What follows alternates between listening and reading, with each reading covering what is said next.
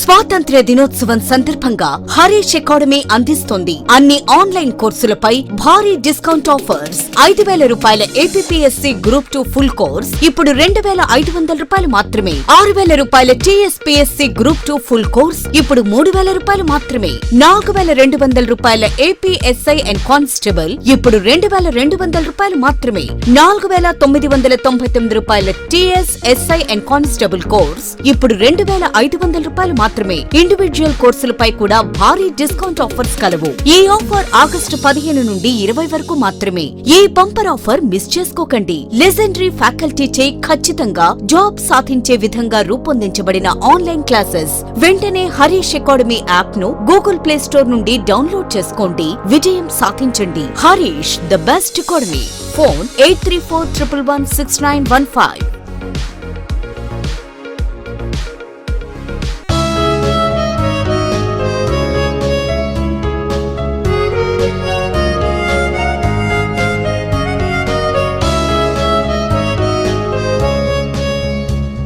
Hi friends, welcome to Harish academy.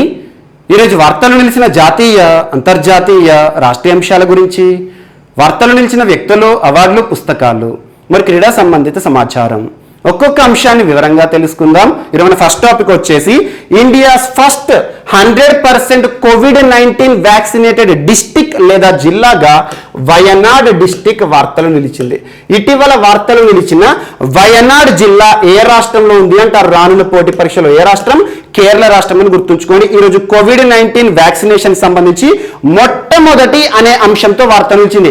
భారతదేశంలోనే మొట్టమొదటి 100% COVID-19 vaccination పూర్తయిన జిల్లా ఏది అని పోటీ పరీక్షలు అడిగారు అనుకోండి, వయనాడ్ జిల్లా అని గుర్తుంచుకోండి. ఇటీవల కాలంలో కోవిడ్-19 వ్యాక్సినేషన్ సంబంధించి మొట్టమొదటి ప్రాంతాలు చాలా వార్తలు ఇచ్చాయి. అవన్నీ ఒకసారి చూడండి, ఎందుకంటే పోటీ పరీక్షలో కోవిడ్-19 వ్యాక్సినేషన్ సంబంధించి ఏదో ఒక ప్రశ్న అడుగుతారు. ఎగ్జాంపుల్ చూడండి, ఈరోజు ఇండియాస్ ఫస్ట్ 100% కోవిడ్-19 వ్యాక్సినేటెడ్ డిస్టిక్ జిల్లా అంటే వయనాడ్ అంటున్నాను. అలా ఇటీవల కాలంలో భువనేశ్వర్ సిటీ వార్తలు నిలిచింది. భువనేశ్వర్ సిటీ, భువనేశ్వర్ అనగానే ఏ రాష్ట్రం గుర్తుకు రావాలి?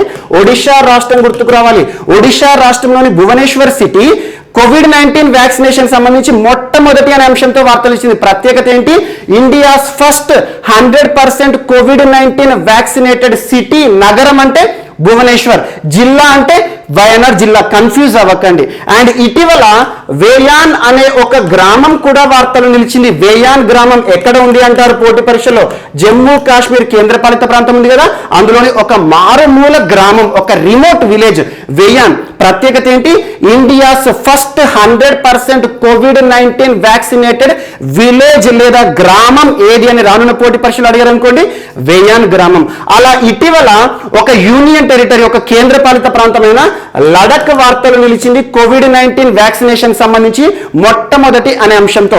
ఇండియాస్ ఫస్ట్ 100% కోవిడ్-19 వ్యాక్సినేటెడ్ యూటీ, యూనియన్ టెరిటరీ లేదా కేంద్రపాలిత ప్రాంతం అంటే ఆన్సర్ ఏంటి? లడక్ అని గుర్తుంచుకోండి. అండ్ ఇటీవల బికనీర్ సిటీ కూడా వార్తలు నిలిచింది. మొట్టమొదటి అనే అంశంతో కోవిడ్-19 సంబంధించి. బికనీర్ సిటీ ఏ రాష్ట్రంలో ఉంది అంటారు? రాజస్థాన్. గుర్తుంచుకోండి ప్రాంతాలు, రాష్ట్రాలు. సో బికనీర్ సిటీ యొక్క ప్రత్యేకత ఏంటి? భారతదేశంలోనే మొదటిసారి door to door COVID-19 vaccination ప్రక్రియ ప్రారంభమైంది. అంటే ఏంటి? వ్యాక్సిన్ తీసుకోవడానికి మనం వ్యాక్సినేషన్ సెంటర్కి వెళ్తాం, కానీ బికనీర్ సిటీలోని ప్రజల కోసం ఏం చేశారంటే ఇంటి వద్దకే వచ్చి కోవిడ్-19 వ్యాక్సినేషన్ ఇవ్వడం జరిగింది. అలా India's first door to door COVID-19 vaccination అంటే బికనీర్ సిటీ. అలా ఇటీవల గౌహతి సిటీ కూడా వార్తలు నిలిచింది. గౌహతి ఏ రాష్ట్రంలో ఉంది? అస్సాం రాష్ట్రం. ప్రత్యేకత ఏంటి? కోవిడ్-19 వ్యాక్సినేషన్ సంబంధించి మొట్టమొదటి అనే అంశంతో వార్తలు నిలిచింది. ఇండియాస్ ఫస్ట్ ట్రాన్స్జెండర్స్ కోవిడ్-19 వ్యాక్సినేషన్ సెంటర్. ట్రాన్స్జెండర్లు ఎవరైతే ఉంటారో ఇటీవల తరచు వార్తలు ఇస్తున్నారు కదా, సో ట్రాన్స్జెండర్లకు వ్యాక్సినేషన్ ఇవ్వాలని చెప్పేసి వారి కోసం ప్రత్యేకంగా ఒక వ్యాక్సినేషన్ కేంద్రాన్ని ఏర్పాటు చేయడం జరిగింది. ఇండియాస్ ఫస్ట్ ట్రాన్స్జెండర్స్ కోవిడ్-19 వ్యాక్సినేషన్ కేంద్రం, వ్యాక్సినేషన్ సెంటర్ అంటే గౌహతి సిటీ. సో ఇలాంటివి ఏవైతే ఇటీవల వార్తలు ఇచ్చాయో కోవిడ్-19 వ్యాక్సినేషన్ సంబంధించి మొట్టమొదటి అనే అంశంతో వార్తలు ఇచ్చే ప్రాంతాలపైన ప్రత్యేక శ్రద్ధ చూపండి. ఈ రోజు వయనాడ్ సిటీ వార్తలు నిలిచింది కదా, సో వయనాడ్ సిటీ అనగానే ఏ రాష్ట్రం గుర్తుకు రావాలి? కేరళ రాష్ట్రం గుర్తుకు రావాలి. సో ఈ వయనాడ్ డిస్టిక్ లో 6,51,000 మంది జనాభా ఉన్నారు. ఎవరు వీరు? 18+ ఇయర్స్ అంటే వ్యాక్సినేషన్ కి అర్హత పొందిన వారు ఎంతమంది? 6,50,000 మంది, 6,51,000 మంది. ఇందులో 6,15,000 మందికి ఇప్పటికే వయనాడ్ డిస్టిక్ అడ్మినిస్ట్రేషన్ వారు COVID-19 వ్యాక్సినేషన్ ని పూర్తి చేయడం జరిగింది. అట్లీస్ట్ సింగిల్ డోస్ అయినా ఇచ్చారు. సో రిమైనింగ్ పీపుల్ ఎవరైతే ఉంటారో అందులో చాలా మంది అరౌండ్ 25,000 మెంబర్స్ ఇటీవల గడిచిన 3 నెలల కాలంలో COVID-19 పాజిటివ్ కేసెస్ గా నిర్ధారణ జరిగింది. అంటే మనం చూడండి, ఎవరికైనా COVID-19 పాజిటివ్ వచ్చిందనుకోండి, వారు నెక్స్ట్ 3 months వరకు వ్యాక్సినేషన్ వేసుకోకూడదు. అది కోవాక్సిన్ అయినా కోవిషీల్డ్ అయినా. సో ఇటీవలే మనకు పాజిటివ్ వచ్చిందంటే 3 months వ్యాక్సినేషన్ దూరం ఉండాలి. అలాంటి వారు ఎంతమంది ఉన్నారు? అరౌండ్ 25,000. అండ్ రిమైనింగ్ ఒక 1,200 మంది ఎవరైతే ఉంటారో ముఖ్యంగా COVID-19 వ్యాక్సినేషన్ నేను వేసుకొని అని చెప్పేవారు అన్నట్టు. మన భారతదేశంలో అసలు ఒక చట్టం కానివ్వండి, ఎలాంటి నిబంధన లేదు. వ్యాక్సినేషన్ వేసుకుంటే వేసుకోవచ్చు, లేకపోతే లేదు. సో నాకు నచ్చితే వ్యాక్సినేషన్ కేంద్రానికి వెళ్తాను, వ్యాక్సినేషన్ తీసుకుంటాను, నచ్చకపోతే అసలు వ్యాక్సినేషన్ వేసుకోను. చాలా మంది అపోహల కారణంగా దూరం అవుతున్నారు. సో అలా 1,200 మంది ఏం చెప్తున్నారంటే అసలు మాకు కరోనా వ్యాక్సినేషన్ వద్దు, అది వేసుకుంటే ఏలియన్స్ లా తయారవుతాం, అలా అవుతాం, ఇలా అవుతాం అని చెప్పేసి అపోహల కారణంగా దూరం ఉంటున్నారు. కానీ ఇటీవల కొన్ని దేశాలు వ్యాక్సినేషన్ ని కూడా మ్యాండేటరీ చేస్తూ చట్టాలను చేశాయి. ఫ్రాన్స్ లాంటి దేశం. మన ఇండియాలో మాత్రం వ్యాక్సినేషన్ ఈజ్ మ్యాండేటరీ అని చెప్పే ఒక చట్టం లేదు. కాబట్టి అది మన డిస్క్రిప్షన్, కావాలంటే వేసుకోవచ్చు, లేదంటే దూరంగా ఉండవచ్చు. సో అలా ఎవరైతే ఎలిజిబిలిటీ ఉన్నారో వారందరికీ కూడా వ్యాక్సినేషన్ ఇవ్వడం ద్వారా భారతదేశంలోనే మొట్టమొదటిసారి 100% వ్యాక్సినేటెడ్ COVID-19 వ్యాక్సినేటెడ్ డిస్ట్రిక్ట్ గా వార్తలు నిలిచింది వయనాడ్ జిల్లా అని గుర్తుంచుకోండి. సో ఇది ఒక్కటి మనకి పోటీ పరీక్షలు ఎలా అడుగుతారంటే India's first 100% COVID-19 vaccinated district లేదా జిల్లా అంటే వయనాడ్, కేరళ రాష్ట్రం అని. అండ్ ఇందాక మీకు చెప్పిన ప్రాంతాలు ఏవైతే ఉంటే వాటన్నిటి గురించి చూడండి. అండ్ వ్యాక్సినేషన్ సంబంధించి ప్రపంచంలో కూడా మొట్టమొదటి అనే అంశాలతో వార్తలు ప్రాంతాలు చూడండి. ఎగ్జాంపుల్ రష్యా ఉంది. స్పుత్నిక్ వీని కనిపెట్టడం ద్వారా, వ్యాక్సినేషన్ తీసుకురావడం ద్వారా, పరిచయం చేయడం ద్వారా ప్రపంచంలోనే మొట్టమొదటి వ్యాక్సిన్ రిజిస్టర్డ్ నేషన్, వ్యాక్సిన్ తయారు చేసిన దేశం, COVID-19 వ్యాక్సిన్ తయారు చేసిన దేశం ఏంటి? రష్యా.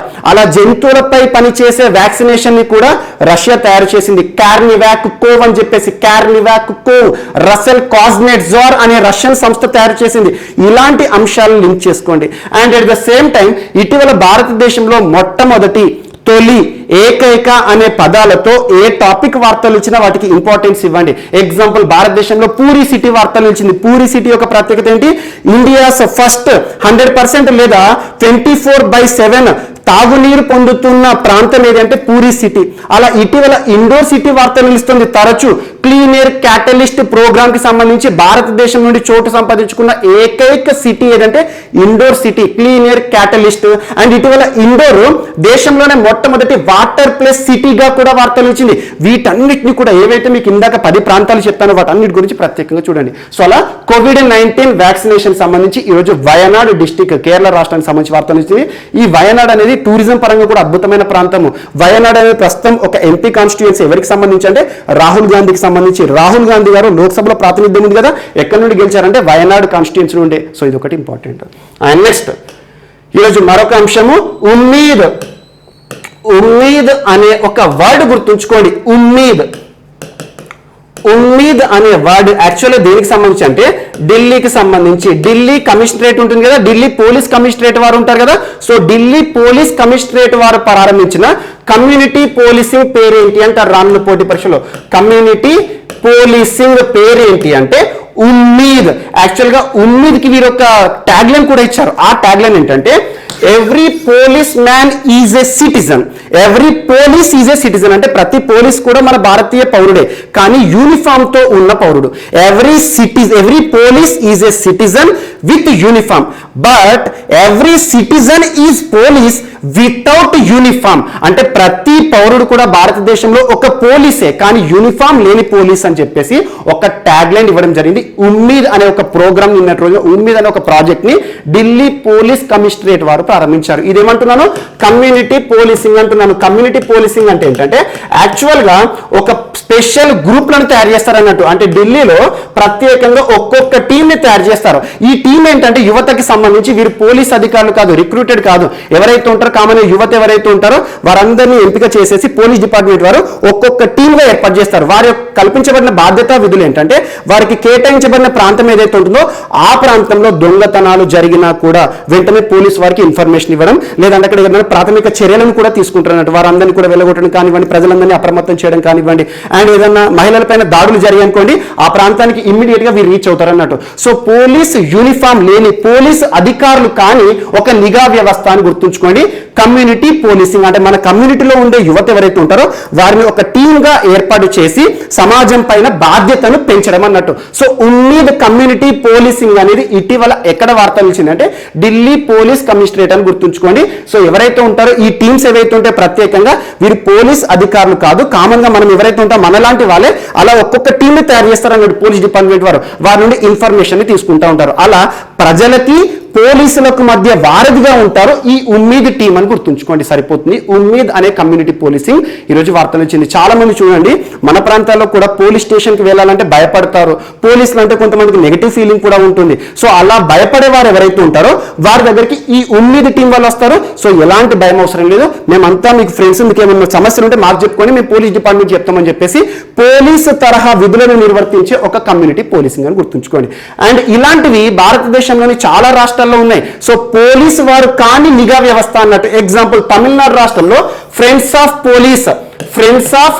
పోలీస్ పేరిట ఇటీవల వివాదాస్పదమై వార్తలు ఇచ్చింది. ఫ్రెండ్స్ ఆఫ్ పోలీసింగ్ అనేది కమ్యూనిటీ పోలీసింగ్ వ్యవస్థ ఏ రాష్ట్రానికి సంబంధించి అంటే తమిళనాడు రాష్ట్రము.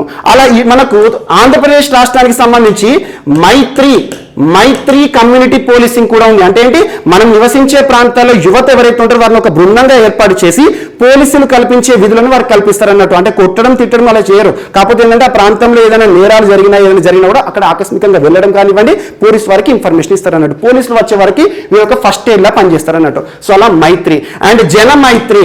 సో జనమైత్రి అనే పేరుతో కొన్ని రాష్ట్రాలు ఉన్నారు. ఎగ్జాంపుల్ జనమైత్రి అనగానే మనకు కేరళ రాష్ట్రంలో, సో కేరళ రాష్ట్రంలో జనమైత్రి పేరుతో కమ్యూనిటీ పోలీసింగ్ ఉంది. సో ఇలాంటివి. అండ్ కమ్యూనిటీ పోలీసింగ్ పేరుతో వెస్ట్ బెంగాల్ రాష్ట్రంలో ఉన్నారు కమ్యూనిటీ పోలీసింగ్. సో మీరా పాబి అని చెప్పేసి మణిపూర్ లో ఉన్నారు. సో ఇలా కమ్యూనిటీ పోలీసింగ్ అనేది ప్రస్తుతం వీరికి కల్పించబడిన విధులు ఏంటంటే పోలీస్ డిపార్ట్మెంట్ చెందని వారు, మన సమాజంలో ఉండేవారు, మన ఇంటి చుట్టూ ఉండేవారు ఉంటారు, మన ఇంట్లో ఉండే యువత ఉంటారు కదా, వారందరినీ ఎంపిక చేసి పోలీస్ డిపార్ట్మెంట్ వారు పోలీస్ డిపార్ట్మెంట్ కి ప్రజలకి మధ్య వారధిగా ఉండేలా చేయడం అన్నట్టు. జస్ట్ గుర్తుంచుకోండి, ఉమ్మీద్ అనేది కమ్యూనిటీ పోలీసింగ్ ఎక్కడ సంబంధించింది, సో ఢిల్లీకి సంబంధించింది అని గుర్తుంచుకోండి, సరిపోతుంది. అలా ఇటీవల మహిళలకి సంబంధించి కూడా స్పెషల్ 40 అనే ఒక అంశాన్ని చెప్పాను. స్పెషల్ 40 ఇది ఇంపార్టెంట్. లాస్ట్ ఒక 2 వీక్స్ బ్యాక్ మీకు చెప్పాను. మధ్యప్రదేశ్ రాష్ట్రంలో స్పెషల్ 40 టీమ్స్, మహిళలతో కూడిన ఒక టీం. వీరు పోలీస్ డిపార్ట్మెంట్ కి సంబంధించిన వారు కాదు, కానీ పోలీసులకు సంబంధించిన చట్టాలపైన కానివ్వండి నేరాలపైన ప్రత్యేక శిక్షణ ఇస్తారు. ఎవరిని పరిరక్షించడానికి, రాష్ట్రంలో మహిళలను సంరక్షించడానికి, మహిళలపైన జరుగుతున్న దాడులు ఆకృత్యాలు ఏవైతే ఉంటాయో వారిపైన ప్రత్యేకంగా పనిచేస్తారు. స్పెషల్ 40 ఇది ఒక టీం అన్నట్టు. పోలీసులు కాదు కానీ పోలీసులు లాంటి వారే ఇది ఒకటి. సో ఇలాంటివి ఏవైతే ఉంటే వాటిని లింక్ చేసుకోండి, సులభంగా గుర్తుంటుంది. అండ్ నెక్స్ట్ ఈరోజు తివా అనే ఒక ట్రైబ్ వార్తలు నిలిచింది. తివా అనే ఒక ట్రైబ్ ఏ రాష్ట్రంలో ఉంటారు అంటే యాక్చువల్గా ఈశాన్య రాష్ట్రానికి సంబంధించి అస్సాంలో ఎక్కువ కనబడతారు. అస్సాము అండ్ మేఘాలయ అండ్ అరుణాచల్ ప్రదేశ్, మణిపూర్ ఈ రాష్ట్రాల్లో ముఖ్యంగా తివా తెగకి సంబంధించిన ప్రజలు ఉంటారు. సో తివా తెగ వారు నిర్వహించుకునే ఒక పండుగ, ఆ పండుగ పేరు ఏంటంటే వాంచువా అనే ఫెస్టివల్. ఇటీవల భారతదేశంలో, మన భారతదేశానికి సంబంధించి సంస్కృతిలో భాగమైన పండుగలకు సంబంధించి ప్రత్యేక ప్రశ్నలు అడుగుతారు. అందులోనూ గిరిజన పండుగల పైన ప్రత్యేక ప్రశ్నలు మనం చూడబోతున్నాం. సో అలా వాంచువా అనే ఒక పండుగ, గిరిజన పండుగ వార్తలు ఇచ్చింది. ఏ తెగకి సంబంధించింది అంటారు, తివా. సో తివా తెగకి సంబంధించిన వారు ఎవరైతే ఉంటారో ఈ తెగకి సంబంధించిన నాయకులందరూ, ప్రజలందరూ కూడా ఇటీవల అస్సాం రాష్ట్రంలో ఈ ఫెస్టివల్ నిర్వహించుకోవడం జరిగింది. ఈ తెగ నివసించే తండాలు లాంటి ప్రాంతాలు ఉంటాయో, కొండ ప్రాంతాలు ఉంటాయి కదా, అక్కడ ఈ పండుగ యొక్క ప్రత్యేకత, ఈ తివా పండుగ ఉత్సవాల యొక్క ప్రత్యేకత ఏంటంటే వీరు వ్యవసాయంపై ఆధారపడతారు. ముఖ్యంగా మనకు గిరిజనులు అనగానే జుమ్మింగ్ కల్టివేషన్, పోడు వ్యవసాయం అంటాం. సో గిరిజన భూములు ఏవైతే ఉంటే అటవీ ప్రాంతాల్లో వ్యవసాయం చేసుకుంటారు కదా, ఆ వ్యవసాయం చేసిన తర్వాత హార్వెస్టింగ్ టైం వస్తుంది కదా, ఆ హార్వెస్టింగ్ టైం పూర్తయిన తర్వాత వారు సేకరించిన ఆహార ధాన్యాలు ఏవైతే ఉంటాయో వారు పండించిన ఆహార ధాన్యాలు ఉంటాయి కదా వాటన్నిటిని ఒక పైల్ లాగా ఏర్పాటు చేస్తారు అన్నట్టు, ఇలా కుప్పలుగా పోసేసేసి దాని చుట్టూ గుమిగూడేసి డ్యాన్స్లు పాటలు పాడుతూ సంబరాలు చేసుకుంటున్నట్టు. ఇది మేము పండించిన పంట అని చెప్పేసి, మమ్మల్ని కాపాడేది అని చెప్పేసి. అండ్ వీరికి సంబంధించిన యాన్సెస్టర్స్ ఉంటారు కదా, వీరి యొక్క పూర్వీకులు ఎవరైతే ఉంటారో వారి నుండి వంశానికి అనుకూలంగా వస్తున్న ఏవైతే ఉంటాయో కొన్ని వస్తువులు ఉంటాయి. ఎగ్జాంపుల్, వీరికి సంబంధించి పంది ఉంటుంది కదా, పందికి సంబంధించిన కొమ్ములు కానివ్వండి, పంది యొక్క ఎముకలు కానివ్వండి, సో ఒక పూర్వీకుల నుండి వస్తున్న ఏవైతే ఉంటాయో వారి యొక్క డివైన్ మెటీరియల్స్ ఏవైతే ఉంటాయో వాటిని మధ్యలో పెట్టేసి వాటిని మొక్కుతారు అన్నట్టు. జస్ట్ గుర్తుంచుకోండి, ఇవన్నీ అవసరం లేదు వారి కల్చర్కి సంబంధించి. ఇటీవల వార్తలు నిలిచిన వాంచువా అనే ఒక ఫెస్టివల్ ఏ తెగకి సంబంధించింది అంటారు. తివా అనే తెగ అని గుర్తుంచుకోండి. తివా అనే తెగ భారతదేశంలోని ఏ ప్రాంతంలో నివసించే తెగ అంటారు? రాష్ట్రం అడిగారు. ఏ ప్రాంతము? ఈశాన్య రాష్ట్రాలు అని గుర్తుంచుకోండి. ఈశాన్య రాష్ట్రాల్లో అస్సాం రాష్ట్రము, మణిపూర్, అరుణాచల్ ప్రదేశ్, ఇలా ఈ రాష్ట్రాల్లో ఎక్కువగా ఉంటారు. అండ్ ఇటీవల ఈశాన్య రాష్ట్రాలకు సంబంధించిన తెగలు కూడా తరచూ వార్తలు నిలుస్తున్నారు. నాగా తెగ వార్తలు ఇచ్చింది, గ్రేటర్ నాగోలి మూవ్మెంట్ అని చెప్పేసి. అండ్ ఇటీవల కాలంలో భారతదేశంలో హక్కీ పిక్కీ తెగ వార్తలు నిలిచింది. హక్కీ పిక్కీ తెగ స్నేక్ క్యాచర్స్ అని చెప్పాను, హక్కీ పిక్కీ తెగ బర్డ్ క్యాచర్స్ అని చెప్పేసి. హక్కీ పిక్కీ తెగ అనగానే మనకు కర్ణాటక రాష్ట్రం గుర్తుకు రావాలి. అండ్ మాల్దారీ తెగ వార్తలు నిలిచింది, గుజరాత్ రాష్ట్రానికి సంబంధించి. బన్నీ గ్రాస్ ల్యాండ్స్ అని చెప్పాను, బన్నీ గ్రాస్ ల్యాండ్స్ సంబంధించి ఇటీవల మాల్దారీ తెగలు వార్తలు నిలిచారు. అండ్ ఇటీవల కల్బలియా తెగ వార్తలు నిలిచింది, రాజస్థాన్ రాష్ట్రానికి సంబంధించి. కళలలో ప్రసిద్ధులు కల్బలియా తెగకి సంబంధించి వారు చేసే డాన్స్ ఏదైతే ఉంటుందో చెల్బలియా అని చెప్పేసి ఇటీవల ఒక యాప్ కూడా వచ్చింది. సో అలా కల్బలియా నృత్యం ఏ తెగకి సంబంధించింది అంటారు. సో అలా తెగలకి సంబంధించి ఇటీవల వార్తలు నిలిచిన అంశాలన్నింటినీ కూడా లింక్ చేస్తూ చదవండి. ఖచ్చితంగా రానున్న పోటీ పరీక్షలో తెగలకి సంబంధించి ఏదో ఒక ప్రశ్న అడుగుతారు. ఏ క్వశ్చన్ పేపర్ అని చూడండి, ఇప్పటివరకు జరిగే ప్రశ్నలు తెగలకి సంబంధించి ఒక్క ప్రశ్న కూడా లేకుండా ప్రశ్నపత్రం ఉండదు. సో అలా ఈ రోజు తివా అనే తెగ వాంచువా అనే ఒక ఫెస్టివల్ తో వార్తలు నిలిచారు. సో వాంచువా పండుగ ఎవరికి సంబంధించింది? తివా అనే తెగకి సంబంధించింది. అండ్ నెక్స్ట్ ఈరోజు ఒక అడ్వాన్స్డ్ చాఫ్ టెక్నాలజీ వార్తలు నిలిచింది. అడ్వాన్స్డ్ చాఫ్ టెక్నాలజీ అంటున్నాను, chaff technology, advanced chaff technology. మీకు ఎగ్జాక్ట్లీ గడిచిన ఏప్రిల్ మాసం 8th డేట్ చూడండి, ఏప్రిల్ 8th వీడియోలో chaff technology, advanced chaff technology for Indian navy అని చెప్పాను. ఇండియన్ నేవీ, భారత నావికా దళానికి సంబంధించి ఒక చాఫ్ టెక్నాలజీని కనుగొని డిఆర్డిఓ వారు వార్తలు నిలిచారని చెప్పాను. భారతదేశంలో నేవీకి సంబంధించి కానివ్వండి, ఎయిర్ ఫోర్స్ కి సంబంధించి కానివ్వండి, మిలిటరీకి సంబంధించి కానివ్వండి, టెక్నాలజీలు కనుగొనాలన్నా లేదంటే మిసైల్స్ కనుగొనాలన్నా, అడ్వాన్స్డ్ టెక్నాలజీ కనుగొనాలన్నా కూడా ఏ సంస్థ పనిచేస్తుంది? Defence research development organisation. ఈ రోజు advanced chaff technology for Indian air force వారికి, అంటే వైమానిక దళానికి కావలసిన ప్రత్యేక పరిజ్ఞానాన్ని అడ్వాన్స్డ్ చాఫ్ టెక్నాలజీ కనుగొని డిఆర్డిఓ వారు మరొకసారి వార్తలు ఇచ్చారు. ఈ అడ్వాన్స్డ్ టెక్నాలజీ ఏం చేస్తుందంటే, లాస్ట్ టైం మీకు ఏమని చెప్పాను, నావీకి సంబంధించిన చాఫ్ టెక్నాలజీ CHAFF అని గుర్తుంచుకోండి, CHAFF.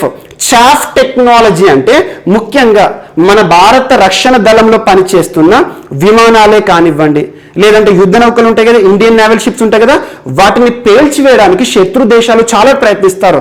ఎగ్జాంపుల్, ఇండియన్ నేవీకి సంబంధించి మన ఒక ఇండియన్ నేవల్ షిప్ ప్రయాణిస్తుంది అనుకోండి, మన సముద్ర జలాల్లో ప్రయాణిస్తుంది అనుకోండి, శత్రు దేశాలకు సంబంధించిన ఒక సబ్మెరైన్ వచ్చి వారు ఏం చేస్తారు? టర్పెడోని రిలీజ్ చేస్తారు.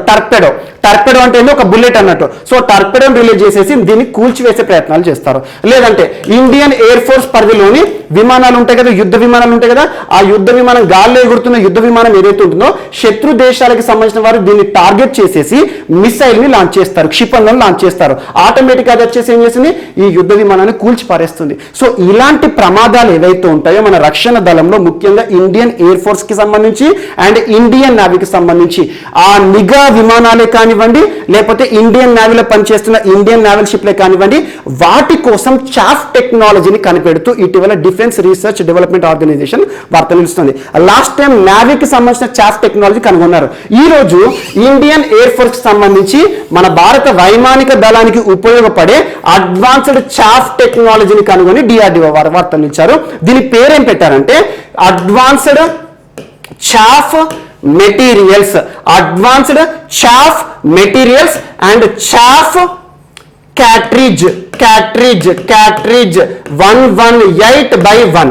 జస్ట్ ఈ పేరు గుర్తుంచుకోండి, advanced chaff material, advanced chaff material and chaff cartridge 118/1 అనేది ఇటీవల వార్త నిలిచింది. ఏ సంస్థ వారు తయారు చేశారంటే DRDO, defence research development organisation సంబంధించి. ఇక్కడ ఒక ల్యాబ్ గుర్తుంచుకోండి, జోధ్పూర్లోని డిఫెన్స్ ల్యాబ్. జోధ్పూర్ అంటే మనకు రాజస్థాన్ సంబంధించి. ఎప్పుడైనా పోటీ పరీక్షలో చాఫ్ టెక్నాలజీ, చాఫ్ అనే పదం వార్తలు ఇచ్చిందంటే జోధ్పూర్ అని బ్లైండ్ గా గుర్తుంచుకోండి. మీకు ఏప్రిల్ 7th 8th రోజున కూడా ఇదే చెప్పాను.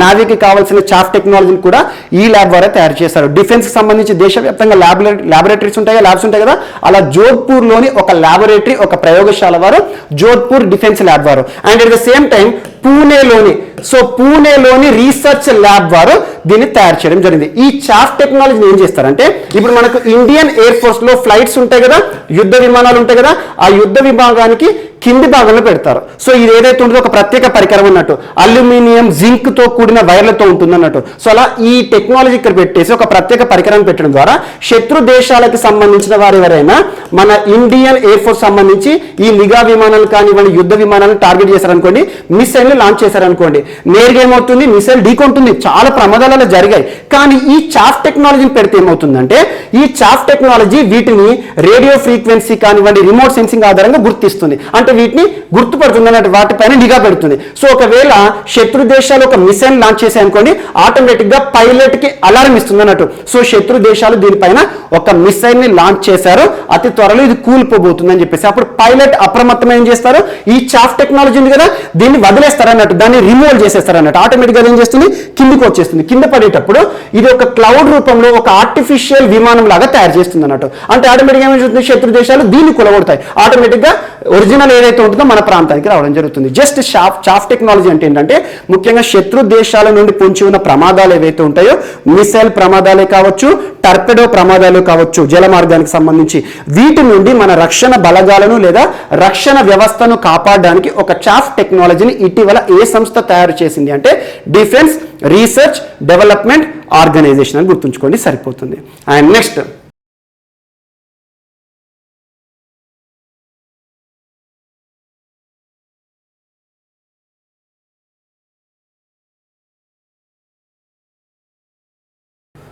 సో ఈరోజు మన నెక్స్ట్ టాపిక్ వచ్చేసి ఇండియన్ ఆర్మీకి సంబంధించి జజ్బా ఏ తిరంగా ర్యాలీ వార్తలు నిలిచింది. జజ్బా ఏ తిరంగా పేరు గుర్తుంచుకోండి. తిరంగా అంటే ఏంటి, త్రివర్ణ పతాకం, మన ఇండియన్ ఫ్లాగ్, జాతీయ పతాకాన్ని చేతిలో పట్టుకొని ఇండియన్ ఆర్మీ వారు, మన భారత సైనికులు చేసిన ఒక రిలే మ్యారథాన్ పేరే జజ్బా ఏ తిరంగా. ఇక్కడ కొన్ని ప్రాంతాలు గుర్తుంచుకోండి, జమ్మూ కాశ్మీర్. సో జమ్మూ కాశ్మీర్ అని గుర్తుంచుకున్నా పర్లేదు, లేదంటే LOC అని గుర్తుంచుకోండి, లైన్ ఆఫ్ కంట్రోల్. అనగానే ఏ రెండు దేశాలు గుర్తుకొస్తాయి, పాకిస్తాన్, ఇండియా. ఈ రెండు దేశాలకు సంబంధించిన బార్డర్ ఏదైతే ఉంటుందో, లైన్ ఆఫ్ కంట్రోల్ ఏదైతే ఉంటుందో, ఈ సరిహద్దు ప్రాంతంలో ఆల్మోస్ట్ ఒక 400 కిలోమీటర్స్, 400 కిలోమీటర్ల దూరము మన ఇండియన్ ఆర్మీకి సంబంధించిన సిబ్బంది 300 ట్రూప్స్ గా, 300 టీములుగా ఏర్పడి బైకుల పైన చేసిన ప్రయాణం. 400 కిలోమీటర్లు సరిహద్దు వెంట ఇండియన్ ఆర్మీ వారు చేసిన ఒక ప్రయాణం, ఒక బైక్ ప్రయాణం అని గుర్తుంచుకోండి. ఆ ప్రయాణం పేరేంటి, ఈ రిలే మ్యారథాన్ పేరు జజ్బా ఏ తిరంగా. ఈ సరిహద్దు వెంట ఉన్న ఏదైతే చిన్న చిన్న ప్రాంతాలు ఉంటాయి కదా, అక్కడ నివసించే ప్రజలు కానివ్వండి, వారిలో ఒక ధైర్యాన్ని క్రియేట్ చేయడం. At the same time Indian flag ని చేతిలో పట్టుకొని అంటున్నాను, బైక్స్ పైన చేశారు, 400 కిలోమీటర్స్ ప్రయాణించారు. ఈ సరిహద్దు వెంట పాకిస్తాన్కి ఒక సమాచారాన్ని ఇస్తున్నారు అన్నట్టు, వారికి ఒక హెచ్చరిక చేస్తున్నారు అన్నట్టు. ఈ ప్రాంతంలో మా యొక్క దళం ఏదైతే ఉంటుందో, మా ఇండియన్ ఆర్మీ సిబ్బంది పకడ్బందీగా ఉన్నాము, దేశానికి రక్షణ కవచంలో ఉన్నామని చెప్పేసి వారికి ఒక ఇన్ఫర్మేషన్ పాస్ చేయడం అన్నట్టు. సో దేశ రక్షణ వ్యవస్థలో భాగంగా ఇటీవల ఇండియన్ ఆర్మీ వారు లైన్ ఆఫ్ కంట్రోల్ వద్ద చేసిన రిలే మ్యారథాన్ పేరేంటి అంటారు. జాతీయ జెండాను చేతిలో పట్టుకొని చేసిన ప్రయాణం 400 కిలోమీటర్స్ రిలే మ్యారథాన్ పేరు జజ్బా ఏ తిరంగా. తిరంగా అంటే త్రివర్ణ పతాకం లేదా ఇండియన్ ఫ్లాగ్ అని గుర్తుంచుకోండి. సో అదే ఈ ఇమేజ్. అండ్ నెక్స్ట్, ఈరోజు రక్షణ రంగానికి సంబంధించి India Bahrain, so India Bahrain joint naval exercises వార్తలు నిలిచాయి. సో బైలాటరల్ నావల్ ఎక్సర్సైజ్ అన్న పర్లేదు. సో ఇండియా బహ్రెయిన్ సంయుక్త నావికాదళ విన్యాసాలు. ఇటీవల ఇండియా బహ్రెయిన్ ఈ రోజు వార్తలు నిలిచింది. అంతకుముందు మనం చూసాం ఇండియా సౌదీ అరేబియా సంయుక్త నావికాదళ విన్యాసాలు అని చెప్పేసి. అంతకుముందు జయద్ తల్వార్ అంటే ఇండియా యుఏఈకి సంబంధించి సంయుక్త నావికాదళ విన్యాసాలు. ఇటీవల కాలంలో వార్తలు నిలుస్తున్న సంయుక్త నావికాదళ విన్యాసాలు ఏవైతే ఉంటాయో వాటిపైన ప్రత్యేక శ్రద్ధ చూపండి. సో ఈరోజు ఇండియా బహ్రెయిన్ ఈ రెండు దేశాలు కలిసి పర్షియన్ గల్ఫ్ ఏదైతే ఉంటుందో అక్కడ 4 రోజుల పాటు సంయుక్త నావికాదళ విన్యాసాలు నిర్వహించుకోవడం జరుగుతుంది. సో ఎప్పుడైనా నావికాదళ విన్యాసాలు అనే అంశం వార్త నిలిచింది అంటే మరి ఈ సంయుక్త నావికాదళ విన్యాసాల్లో ఇండియన్ సైన్ నుండి భారతదేశం నుండి ఐఎన్ఎస్ అక్కడ పార్టిసిపేట్ చేయడం జరిగింది. ఇండియన్ నావల్ షిప్ ఐఎన్ఎస్ కొచ్చి అని గుర్తుంచుకోండి. ఐఎన్ఎస్ కొచ్చి ఇండియన్ నావల్ షిప్ మన భారతదేశం తరపున ఇండియన్ నావీకి సంబంధించి ఐఎన్ఎస్ కొచ్చి ఇటీవలే మనామా పోర్టుకి చేరుకోవడం జరిగింది. మనామా అనేది బహ్రెయిన్ యొక్క క్యాపిటల్. సో ఇక్కడ పోర్ట్ సిటీ అన్నట్టు ఇది. సో ఇక్కడ రీచ్ అయిన తర్వాత పర్షియన్ గల్ఫ్ ఉంటుంది కదా, ఆ పర్షియన్ గల్ఫ్ ప్రాంతంలో ఈ రెండు దేశాలు కూడా 4 రోజుల పాటు సంయుక్త నావికాదళ విన్యాసాలను ఇటీవల ప్రారంభించడం జరిగింది. సో అందులో ఇండియాకి సంబంధించి ఐఎన్ఎస్ పార్టిసిపేట్ చేయడం జరిగింది అంటారు. That is enough. సో ఇక్కడ ఏంటి ఐఎన్ఎస్ కొచ్చి ఈ ఇండియన్ నావల్ షిప్ కొచ్చి యొక్క ప్రత్యేకత ఏంటంటే ఇటీవల 3 సార్లు వార్తలు నిలిచింది. ఎగ్జాంపుల్ చూడండి, ఇండియా యుఏఈ సంయుక్త నావికాదళ విన్యాసాలను నన్ను లాస్ట్ ఒక 1 వీక్ బ్యాక్ మీకు చెప్పాను. ఆ విన్యాసాల పేరేంటి? జయద్ తల్వార్. పేరు గుర్తుంచుకోండి, జయద్ తల్వార్. ఇటీవల జయద్ తల్వార్ పేరిట సంయుక్త నావికాదళ విన్యాసాలు వార్తలు నిలిచాయి. ఏ 2 దేశాలకు సంబంధించి అంటే భారత్, యునైటెడ్ అరబ్ ఎమిరేట్స్. ఇందులో పార్టిసిపేట్ చేసిన ఐఎన్ఎస్ పేరేంటి? ఐఎన్ఎస్ కొచ్చి. ఆ తర్వాత ఇండియా సౌదీ అరేబియా సంయుక్త నావికాదళ విన్యాసాలు అని చెప్పాను. ఇండియా సౌదీ అరేబియా సంయుక్త నావికాదళ విన్యాసాలు ఇటీవల వార్తలు నిలిచాయి. అందులో పార్టిసిపేట్ చేసిన ఇండియన్ నావల్ షిప్ పేరు ఏంటి అంటారు? అది కూడా ఐఎన్ఎస్ కొచ్చి. ఈ 2 దేశాల మధ్య నిర్వహణ జరిగిన ఇటీవల ఆ సంయుక్త నావికాదళ విన్యాసాల పేరు ఏంటి అంటారు? అల్ మొహద్ అల్ హిందీ. ఇటీవల వార్తలు నిలిచిన సంయుక్త నావికాదళ విన్యాసాలు అల్ మొహద్ అల్ హిందీ. ఏ 2 దేశాలకి సంబంధించిన సంయుక్త నావికాదళ విన్యాసాల పేరు అంటారు? India Saudi Arabia. సో ఈ రోజు వార్తలు నిలిచిన ఇండియా బహ్రెయిన్ సంయుక్త నావికాదళ విన్యాసాలు ఏవైతే ఉంటాయో అందులో ఇండియా నుండి పార్టిసిపేట్ చేసింది ఏంటి? ఐఎన్ఎస్ కొచ్చి. ఖచ్చితంగా గుర్తుంచుకోండి, ఇక్కడ పర్షియన్ గల్ఫ్ వద్ద ఇండియా మరియు బహ్రెయిన్ దేశాలకు సంబంధించిన ఈ నావల్ షిప్స్ ఏవైతే ఉంటాయో అక్కడ విన్యాసాలు చేయడం జరిగింది. ఎక్కడైనా విన్యాసాలు నావికాదళ విన్యాసాలు అంటే ఆ ప్రాంతంలోని సముద్ర ప్రాంతం ఉంటుంది కదా, ఆ సముద్ర ప్రాంతంలో రక్షణ వ్యవస్థ పకడ్బందీగా ఉందని చెప్పేసి రక్షణ వ్యవస్థ పైన నిఘా వ్యవస్థను పెంచడం ఇలాంటివన్నీ కూడా పరిధిలోకి వస్తాయి అన్నట్టు. సో జస్ట్ ఈ 2 దేశాలకు సంబంధించి అలా ఇటీవల UAE, Saudi Arabia, at the same time ఈ రోజు వార్తలు నిలిచిన బహ్రెయిన్ అన్నింటిలో కూడా ఐఎన్ఎస్ కొచ్చి అని గుర్తుంచుకోండి. అలా ఇటీవల మనం లాస్ట్ 2 డేస్ బ్యాక్ మీకు చెప్పాను, ఇటీవల మనకు ఎక్సర్సైజ్ కొంకన్ అని చెప్పేసి కొంకన్ ఎక్సర్సైజ్ అని చెప్పాను. మనకు యూకేకి సంబంధించి అండ్ ఇండియాకి సంబంధించి సంయుక్త నావికాదళ విన్యాసాలు 2004లో ప్రారంభించడం జరిగిందని చెప్పేసి అందులో పార్టిసిపేట్ చేసిన ఐఎన్ఎస్ పేరు ఏంటి అంటారు? Indian naval ship Tabar. So ఇలాంటివి ఏవైతే ఉంటాయో ఇండియన్ నావల్ షిప్ల పేర్లు అండ్ 2 దేశాలకి సంబంధించి సంయుక్త నావికాదళ విన్యాసం వార్తలు ఇచ్చింది అంటే ఆ నావల్ ఎక్సర్సైజ్ పేరు ఏంటి అంటారు? వాటిపైన ప్రత్యేక శ్రద్ధ చూపండి. సో ఇటీవల కాలంలో కట్లాస్ ఎక్సర్సైజే కావచ్చు, బంగోసాగర్ అంటే ఏంటి? ఇండియా బంగ్లాదేశ్ ఈ 2 దేశాలకు సంబంధించిన నావీ వారు నిర్వహించుకునే సంయుక్త నావికాదళ విన్యాసాలు. అండ్ మలబార్ నావల్ ఎక్సర్సైజ్ చాలా ఇంపార్టెంట్. క్వాడ్ దేశాలకి సంబంధించిన నావల్ ఎక్సర్సైజ్ ఇటీవల వార్తలు నిలిచింది.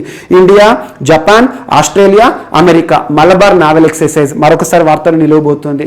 అండ్ ఇటీవల స్లీనెక్స్ SLINEX స్లీనెక్స్ అంటే ఇండియా శ్రీలంక సంయుక్త నావికాదళ విన్యాసాలు. And JIMEX India Japan. Indra naval exercises వార్తలు నిలిచాయి. ఇంద్రా మిలిటరీ ఎక్సర్సైజెస్ వార్తలు ఇచ్చాయి. ఇంద్రా IND అంటే ఇండియా, RE అంటే రష్యా. సో సింపుల్ గా గుర్తుంచుకోండి. సో అలా ఇటీవల కాలంలో వార్తలు నిలుస్తున్న నావల్ ఎక్సర్సైజెస్ ఏవైతే ఉంటాయో వాటిపైన ప్రత్యేకంగా చూడండి. అండ్ ఈ రోజు ఇంకొక నావల్ ఎక్సర్సైజ్ కూడా వార్తలు నిలిచింది. సో ఇండియా వియత్నాం కి సంబంధించి. సో ఇండియా వియత్నాం సంయుక్త నావికాదళ విన్యాసాలు ఇటీవల వార్తలు నిలిచాయి. సో వియత్నాం అనగానే మనకు సౌత్ చైనా సీ అని గుర్తుంచుకోండి.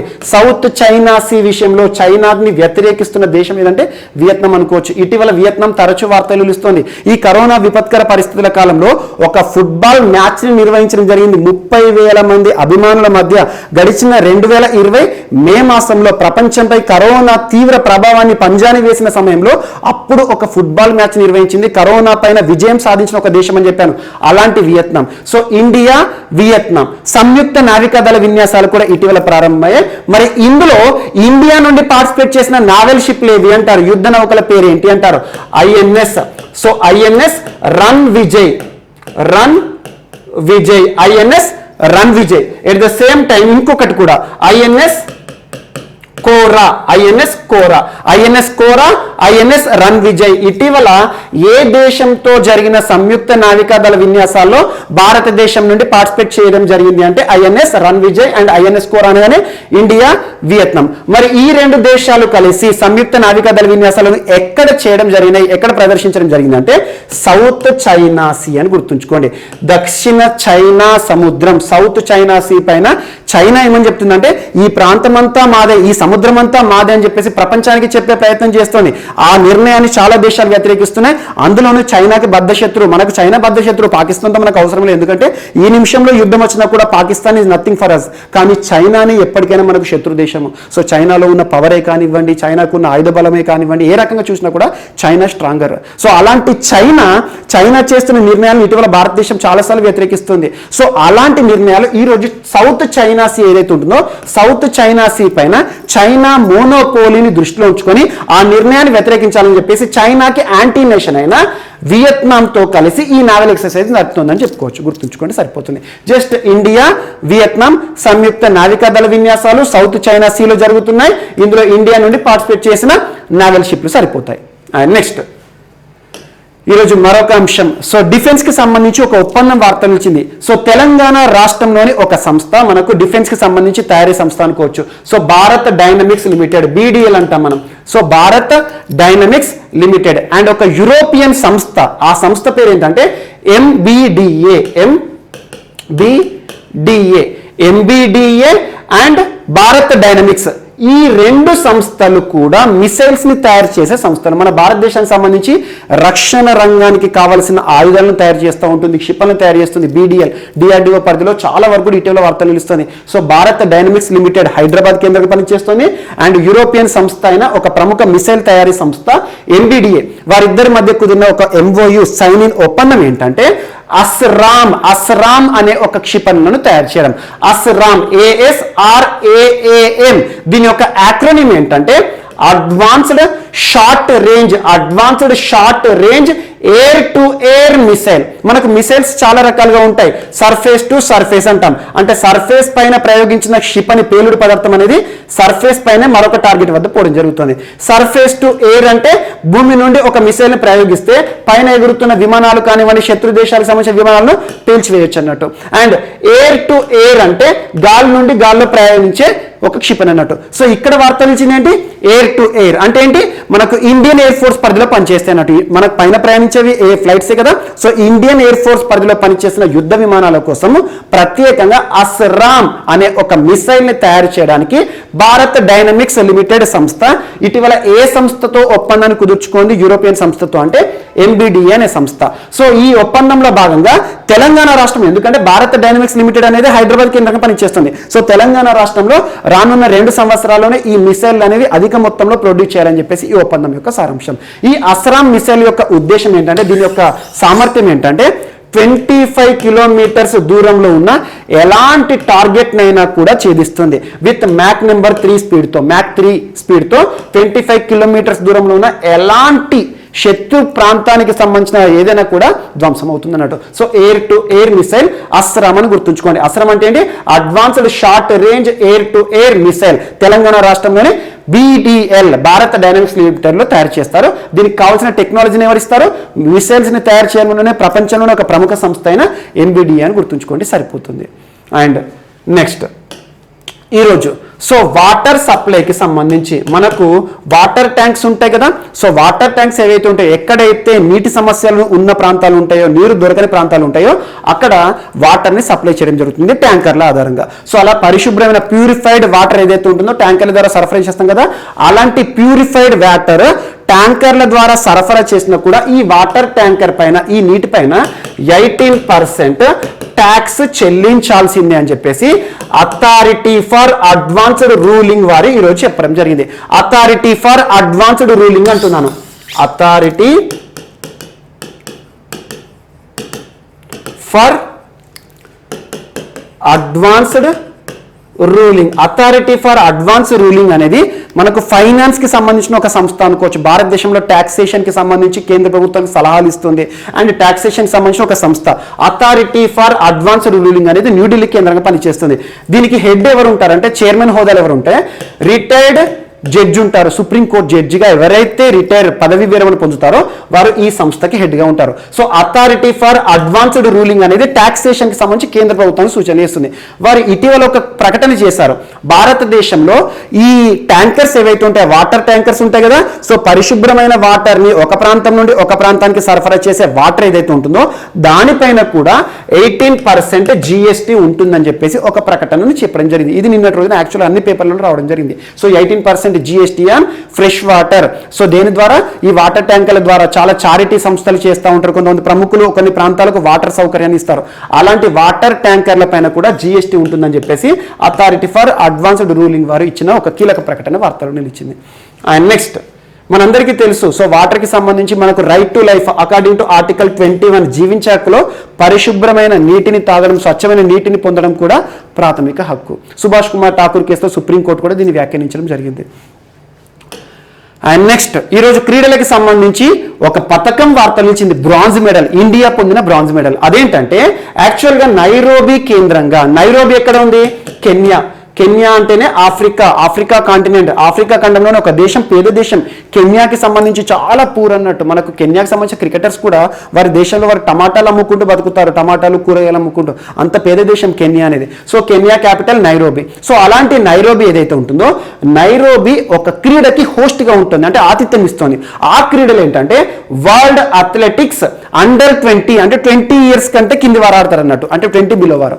Under 20 championship. సో అథ్లెటిక్స్ కి సంబంధించి ఒక ప్రపంచ కప్, అండర్ 20 ప్రపంచ కప్, అథ్లెటిక్ ప్రపంచ కప్. వేదిక ఏంటి, 2021 సంవత్సరానికి సంబంధించి అంటే మనకు నైరోబీ. సో ఇవి ఇప్పటికే ప్రారంభం కావడం జరిగింది. ఆగస్టు 22 ముగియడం జరుగుతుంది. ఇందులో ఇండియా ఇటీవల బ్రాంజ్ మెడల్ సాధించడం జరిగింది. బ్రాంజ్ అంటే కాంస్యం, కంచు. సో బ్రాంజ్, ఇందులో కూడా గోల్డ్, సిల్వర్, బ్రాంజ్ ఉంటాయి అన్నట్టు. ఇవి కూడా ప్రతిష్టాత్మకం అండర్ 20 అథ్లెటిక్స్ కి సంబంధించి. సో అలాంటిది బ్రాంజ్ మెడల్ సాధించింది. ఎందులో అంటే 4x400 mixed relay. So mixed relay అంటే ఏంటంటే పరుగు పందెం అన్నట్టు. సో 4x400 ఇండియాకి సంబంధించి మిక్స్డ్ రిలేలో వీరు పొందడం జరిగింది బ్రాంజ్ మెడల్. ఇటీవల వరల్డ్ అథ్లెటిక్స్ అండర్ 20 ఛాంపియన్షిప్ నైరోబీలో భారత్ ఏ పథకం సాధించింది అంటే బ్రాంజ్ అని గుర్తుంచుకోండి. ఎక్కడ జరుగుతున్నాయి ఈ పథకాల గురించి, దీని గురించి అడగారు. ఎందుకంటే టోక్యో ఒలింపిక్స్ ఇంపార్టెంట్. పథకాల విషయానికి వస్తే మనం 7 సాధించాం, ఒక స్వర్ణ పథకం అని చెప్పేసి ఇటీవల నీరజ్ చోప్రా గారి గురించి చూసాం మనం.